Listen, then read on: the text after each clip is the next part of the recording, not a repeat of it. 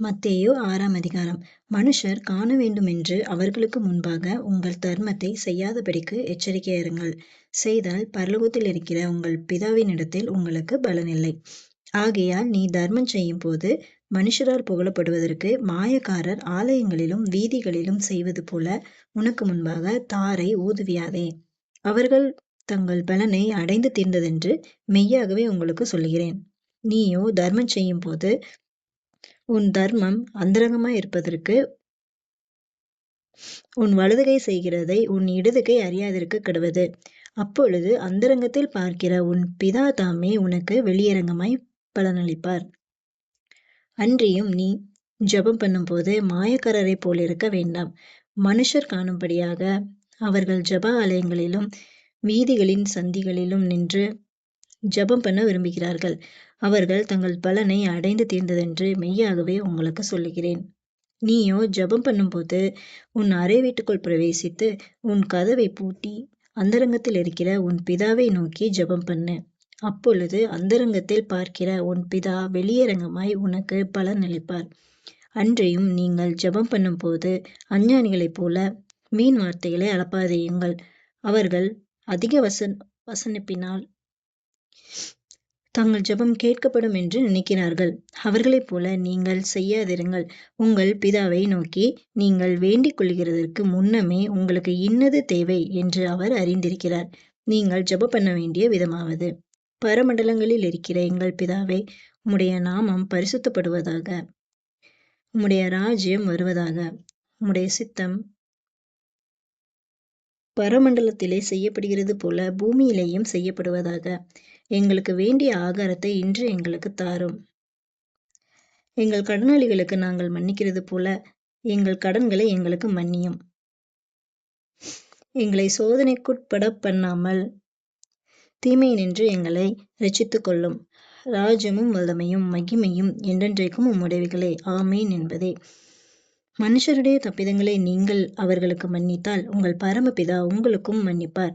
மனுஷருடைய தப்பிதங்களை நீங்கள் அவர்களுக்கு மன்னியாதிருந்தால் உங்கள் பிதா உங்கள் தப்பிதங்களையும் மன்னியாதிருப்பார். நீங்கள் உபவாசிக்கும் போது மாயக்காரரைப் போல முகவாடலாய் இராதேயுங்கள். அவர்கள் உபவாசிக்கிறதை மனுஷர் காணும் பொருட்டாக தங்கள் முகங்களை வாட பண்ணுகிறார்கள். அவர்கள் தங்கள் பலனை அடைந்து தீர்ந்ததென்று மெய்யாகவே உங்களுக்கு சொல்கிறேன். நீயோ உபவாசிக்கும் போது அந்த உபவாசம் மனுஷர்களுக்கு காணப்படாமல் அந்தரங்கத்தில் இருக்கிற உன் பிதாவுக்கே காணப்படும்படியாக உன் தலைக்கு எண்ணெய் பூசி உன் முகத்தை கழுவு. அப்பொழுது அந்தரங்கத்தில் பார்க்கிற உன் பிதா உனக்கு வெளியரங்கமாய் பலனளிப்பார். பூமியிலே உங்களுக்கு பொக்கிஷங்களை சேர்த்து வைக்க வேண்டாம். இங்கே பூச்சியும் துருவும் அவைகளை கெடுக்கும். இங்கே திருடரும் கன்னமிட்டு திருடுவார்கள். பரலோகத்திலே உங்களுக்கு பொக்கிஷங்களை சேர்த்து வையுங்கள். அங்கே பூச்சியாவது துருவாவது கெடுக்கிறதும் இல்லை. அங்கே திருடர் கன்னமிட்டு திருடுகிறதும் இல்லை. உங்கள் பொக்கிஷம் எங்கே இருக்கிறதோ அங்கே உங்கள் இருதயமும் இருக்கும். கண்ணானது சரீரத்தின் விளக்காயிருக்கிறது. உன் கண் தெளிவாயிருந்தால் உன் சரீரம் முழுவதும் வெளிச்சமாயிருக்கும். உன் கண் கெட்டதாயிருந்தால் உன் சரீரம் முழுவதும் இருளாயிருக்கும். இப்படி உன்னிலுள்ள வெளிச்சம் இருளாயிருந்தால் அவ்விருள் எவ்வளவு அதிகமாயிருக்கும். 2 எஜமான்களுக்கு ஊழியம் செய்ய ஒருவனாலும் கூடாது. ஒருவனை பகைத்து மற்றவனை சிநேகிப்பான், அல்லது ஒருவனை பற்றி கொண்டு மற்றவனை அசட்டை பண்ணுவான். தேவனுக்கும் உலகப் பொருட்களுக்கும் ஊழியம் செய்ய உங்களால் கூடாது.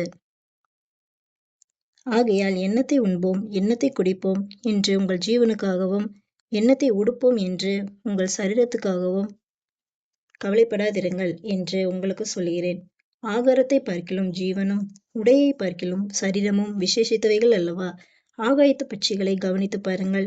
அவைகள் விதைக்கிறதும் இல்லை, அரிக்கிறதும் இல்லை, களஞ்சியங்களில் சேர்த்து வைக்கிறதும் இல்லை.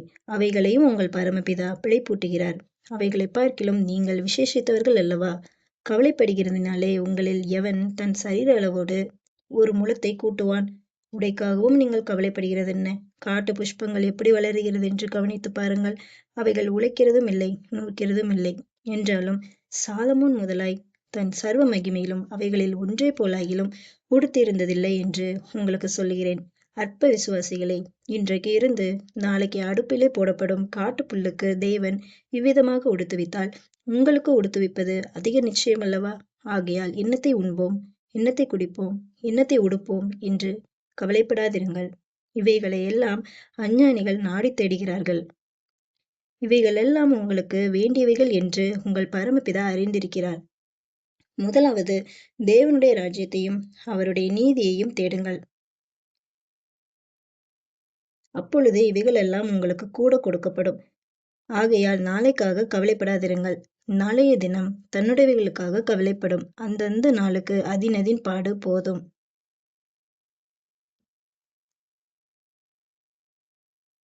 இதுல தர்மம் செய்யும்போது, ஜெபம் பண்ணும்போது, உபவாசிக்கும் போதும் சரி, நம்முடைய பரமபிதா என்ன விரும்புறாங்க அப்படின்னா, மனுஷங்களுக்கு காட்டாம நம்முடைய பிதா ஒருவருக்கே தெரியும்படி பண்ணணும்னு விரும்புறாரு. ஏன் அப்படின்னா, நம்முடைய பரமபிதா வந்து அந்தரங்கத்துல இருந்து அந்தரங்கத்தை பார்க்கிற தேவனா இருக்கிறாரு. அப்புறம் நம்முடைய தேவன் எப்படிப்பட்டவர் அப்படின்னா, நம்முடைய மனுஷங்க பார்க்கும்படி வெளியரங்கமா பலனளிக்க விரும்புற தேவனா இருக்கிறாங்க.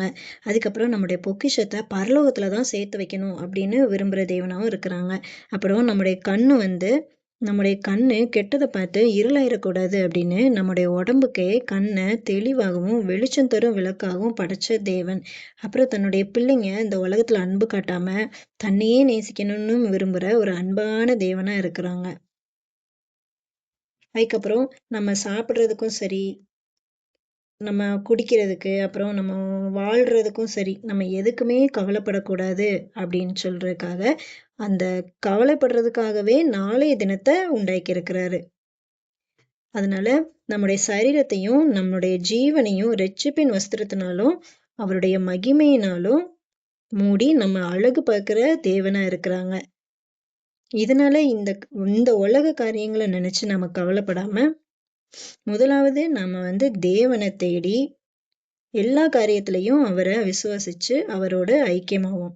கர்த்தருக்கு சித்தமானால் மீண்டும் சந்திப்போம்.